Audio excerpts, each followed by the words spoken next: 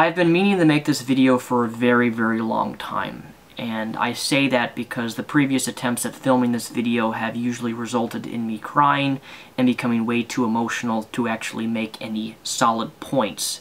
In other words, I get too emotional where I can't speak clearly, and I don't want to do that for the effectiveness of this video, and that I think that it takes away from the points of the video. So therefore, I'm not going to be sharing, I wanted to share some experiences that I went through counseling and talking with my therapist on how I specifically dealt with the sexual assault that happened to me when I was 16. But I realized that I don't need to share that on the internet, most especially YouTube. It's a bit too personal, and while I certainly am open about myself and my past, it's not something that I can do emotionally without breaking down, and I don't want to do that for this video. That said, though, I want to focus on how to heal from sexual assault. These are some of the things that I have went through personally through my therapist, Dr. Penner, and I'd like to give a special thanks to him, because if it was not for my therapist, Dr. Penner, my video, Mr. Epsilon Rises, would have never been made. Likewise, this video would never been made. He was actually the person who encouraged me to make my video, Mr. Epsilon Rises, where I talked about sexual assault that happened to me when I was 16 years of age. And that video would not be made if it wasn't for him encouraging me to open up about it, because I can honestly say that from making that past video months ago, that it has helped me dramatically with myself and being more comfortable talking about this topic, because this is a topic that many men don't seem to talk about. Sexual assault seems to be primarily a woman's issue when it's not. Sexual assault happens to males and females of both genders, and it's important that people realize this. Last week I watched a film I had never seen or heard before titled Good Will Hunting. If you are a victim of physical abuse, emotional abuse, sexual abuse, I strongly encourage you to watch this film. There's a scene in this movie which I'm going to be showing, which, when I was watching this film, I broke down into tears. I literally sobbed for 10 minutes after this particular scene. The reason is because never before have I been able to relate to a film so powerfully and relatably before. And this scene is, for those of you who don't know, this is about a young boy, adult, who was physically abused by his father. Growing up, he was physically abused, and from that experience, he was always believed about himself that he had no self-worth, and that he couldn't be good enough, and that the abuse that happened to him was his fault. And the story of this is he goes into counseling. Without too much spoilers, he goes into counseling, which is Robin Williams. And what Robin Williams tries to break down his emotional walls that he has built up for the past years of his life. The most powerful scene is...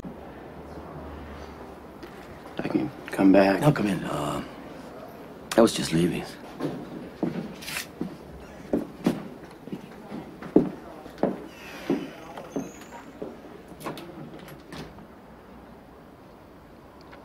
A lot of that stuff goes back a long way between me and him. You know, not about you.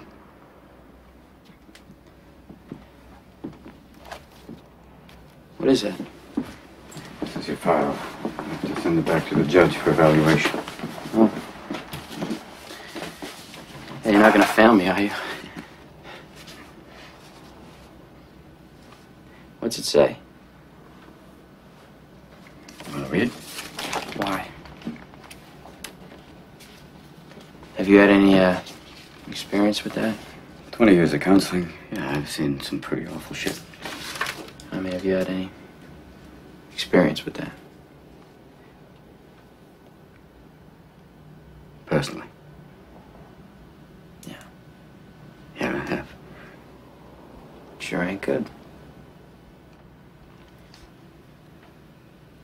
My father was an alcoholic. Mean fucking drunk. He'd come home hammered, looking to wail on somebody. So I'd provoke him so he wouldn't go after my mother and little brother. Interesting nights were when he wore his rings. He used to just put a wrench, a stick, and a belt on the table and just say choose. Well, I gotta go with the belt there, Vanna. I used to go with the wrench. Why the wrench? Because fuck him, that's why. Your foster father. Yeah. So, you know, what is it, like, Will has an attachment disorder? Is it all that stuff? Fear of abandonment? Is that why I broke up with Skylar? I didn't know you had. I did. You want to talk about it? No. You will? I don't know a lot. You see this? All this shit.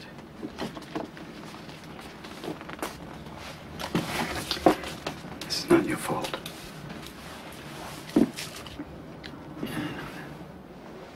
Look at me, son. It's not your fault. I know. It's not your fault. I know. No, you don't. It's not your fault. I know. It's not your fault. All right. It's not your fault. It's not your fault.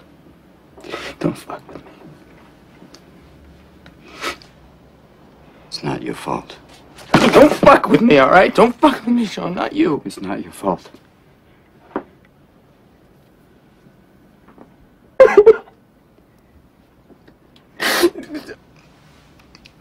It's not your fault.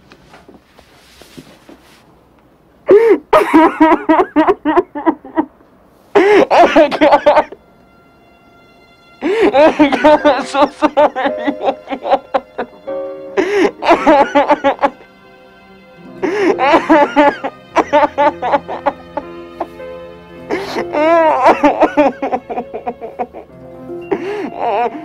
One of the reasons this scene is so powerful and speaks to me so much is because I can completely relate to it 100% in my own life when I was 16, 17, and when I started to go into more counseling at age 18. I was in a situation exactly like this, whereas it wasn't physical abuse, it was sexual assault that happened to me. From that time in my life at age 16 when it occurred, it dramatically changed my perspective on life. I started to build up defensive walls that I wouldn't let people get close to me, and I started pushing people away. My family and my relationships with my family started to decrease because I was so fearful that if I told them what happened to me, I would be harshly judged or criticized or mocked because of it. I didn't know what to do. I didn't know if I could trust anybody, but most of all, I didn't want to trust anybody in case of getting hurt, because that's how I got sexually assaulted in the first place, was because I trusted someone who I thought I knew. And they betrayed my trust, and they took advantage of me and sexually assaulted me. But going back to this particular scene in Good Will Hunting, I can relate to it. And I know for a fact that I have people watching me right now who have been through a similar experience, whether it be sexual, physical, or emotional abuse. And I want to stress to you that it's not your fault. It took me almost 3 years after the sexual assault happened to me to realize this. It took me months and months of counseling and hours of speaking with my therapist in order to finally come to the realization that it was not my fault. You know, we victims, no matter what abuse it is, we like to tell ourselves that somehow we could have changed things differently. That somehow if we hadn't have trusted that person, it wouldn't have happened to us. We look to ourselves and we say, you know, it was my fault for what this person did to me. And it's not. it's not your fault. But I can sit here all day and tell you that it's not your fault for what happened to you. But in order for you to come to this realization that it's not your fault, you have to understand and you have to look at some questions which I'm going to be asking you. Down below in the description there's a link which will take you to a rather large chart which will walk you through different steps on the emotions that you feel through the experiences that you went through. Some of these experiences, just a few of them, you'll have guilt, shame, anger, anxiety. One of the things that happened to me, which my parents were very confused about, is when after I was sexually assaulted, I would have anger lashes. And I'm not a very angry person, but at times when I was frustrated, I would just randomly lash out in pure rage and anger and yell at my parents. There was a time where I even called my mom some very vulgar names because I was so emotionally distraught and so emotionally stuck and focused on what happened to me that I started to let that experience dictate my life. So many people of abuse, when something traumatic happens to them, they focus on that experience. They let that experience rule them, define them, but most of all, control them for the rest of their lives. Victims who don't open up about the sexual assault, victims who don't try to get help or tell people, they let the experience that happened to them destroy them. So that for the whole rest of their life, they haven't went through the sexual healing process of sexual assault, and it makes them a miserable, depressed, dirty, self-blaming person who they think it's always going to be their fault because they've let the past define who they are. And I'm here today trying to make this video telling you that you cannot let this happen. You cannot let this sexual assault or abuse that your parents did to you rule the rest of your life. Because if you do that, you're never going to feel happy. You're never going to be able to move on. But some people, some victims, don't want to move on. They want to focus on what happened to them, and that's all they know. And that's sad to me. It's sad to me that people didn't get help soon enough to where they can get out of this damaging, destructive mindset that they're stuck in. But in order for you to start the process of healing, you have to acknowledge these few things that I'm going to be reading off to you. The link's down below in the description, which will take you to this entire sheet. But these are some of the things that you have to... Just imagine a checklist. And if you've been sexually assaulted or abused, you have to take each one of these questions, study it, examine it, and figure out why you feel the way you do. And it's pretty clear as to why you do when I ask these questions. Question 1. You have to acknowledge that something terrible happened to you. So often with victims of abuse, no matter what it is, they try to block out what happened. They try to say to themselves that what happened to me wasn't that bad. Or they try to deny that it really ever was even a problem. Or they try to deny and say that what happened didn't affect me. It's this self-denial process, a defense mechanism that they try to use to cope with what happened. And the first part of healing from sexual assault is realizing that what this person did to you was wrong.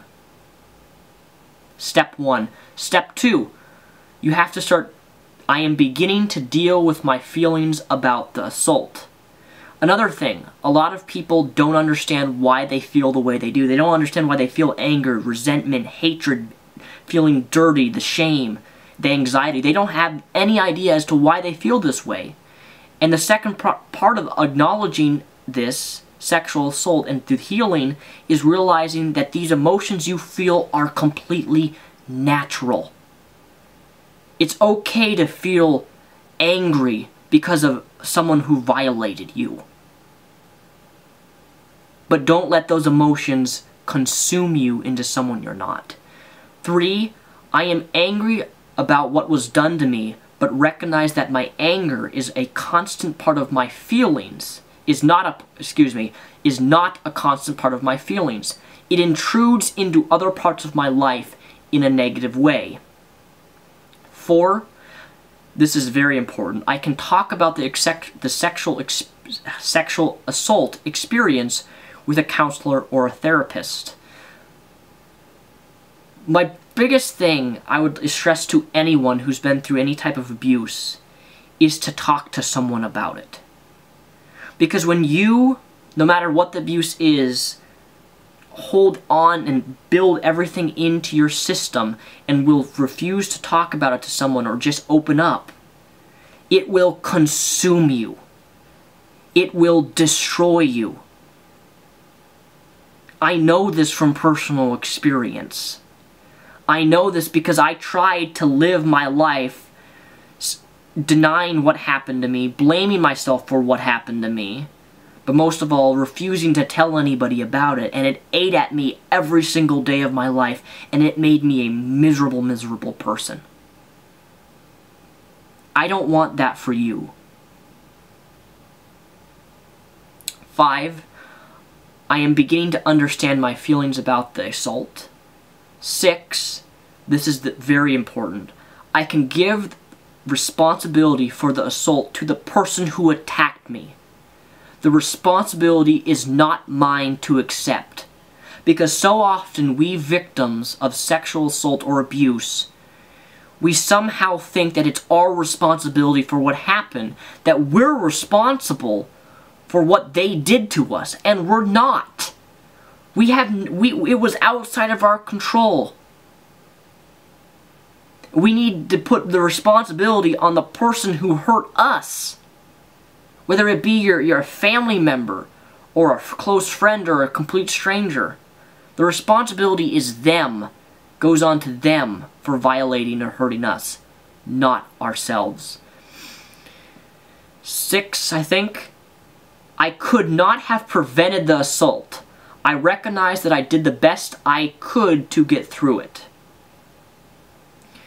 This is another defense mechanism or thing that victims do, is they try to say to themselves that if I hadn't have trusted this person, if I hadn't of loved this person, if I hadn't of cared for this person, if I hadn't of spent time with this person, if I hadn't went on a trip, if I hadn't went to church, if I hadn't done that, if I hadn't done this, it wouldn't have happened to me.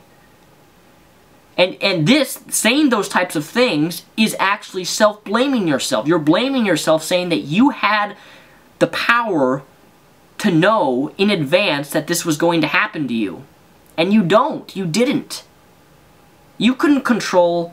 You trusted somebody, and that trust turned into something traumatic. But you have to realize that you didn't know that. You didn't know. You couldn't have prevented that from happening. And it's just, even to this day, I still think to myself, is there anything else I could have done differently so the sexual assault wouldn't have happened to me? I still ask myself that question at times. And the answer is always no, but deep down I sometimes want to think that there was something I could do to prevent it when there wasn't.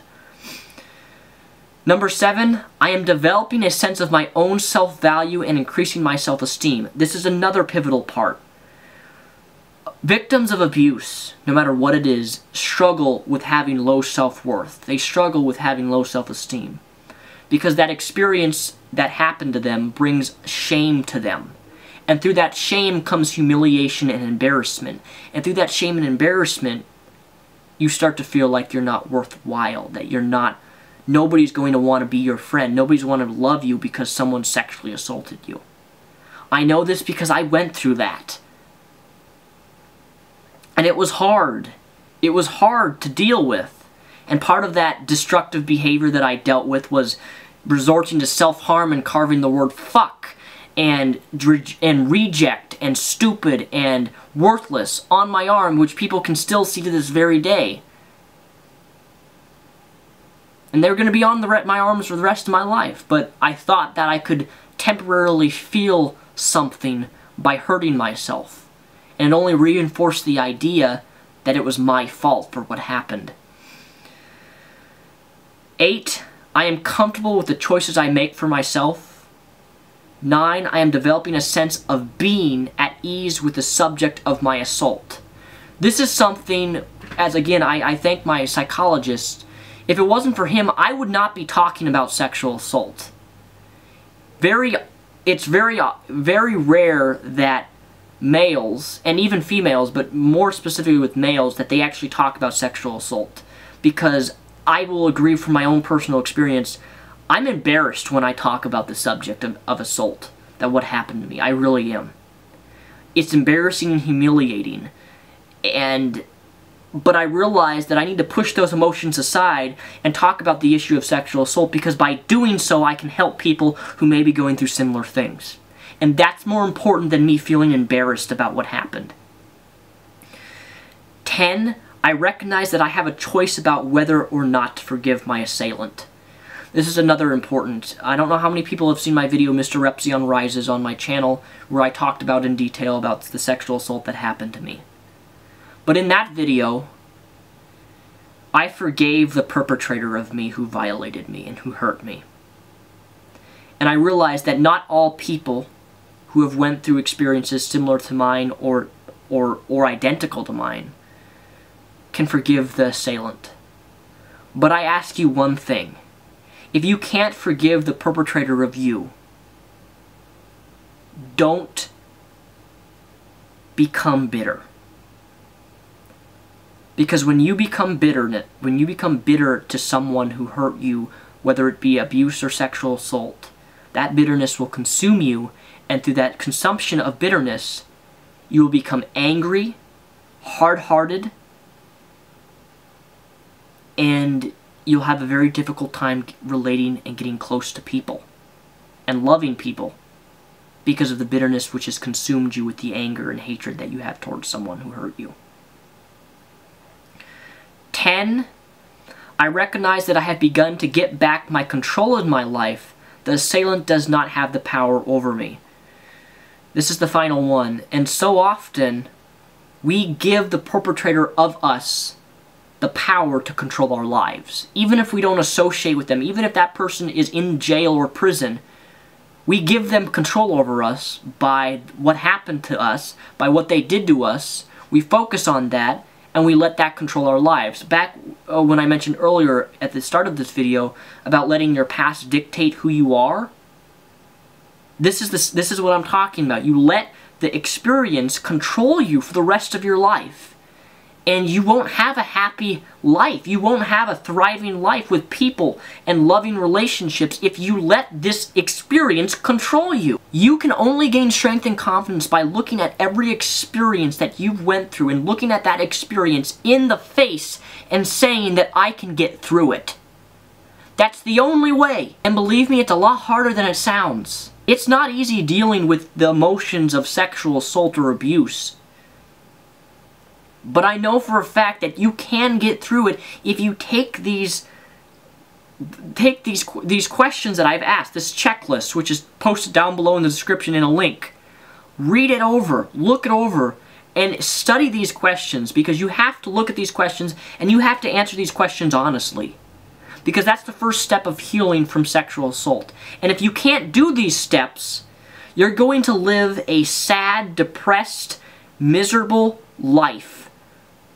And you're going to have that life be controlled by something which you couldn't control in the first place, by the perpetrator of you. I honestly hope this video can help someone. Please, if this video meant something to you, or it spoke to you, or could help you, please share it with other people who may have went through a similar experience. Because the only way we're going to battle and heal from sexual assault is by bringing awareness to it. And there's not enough awareness on the issue right now.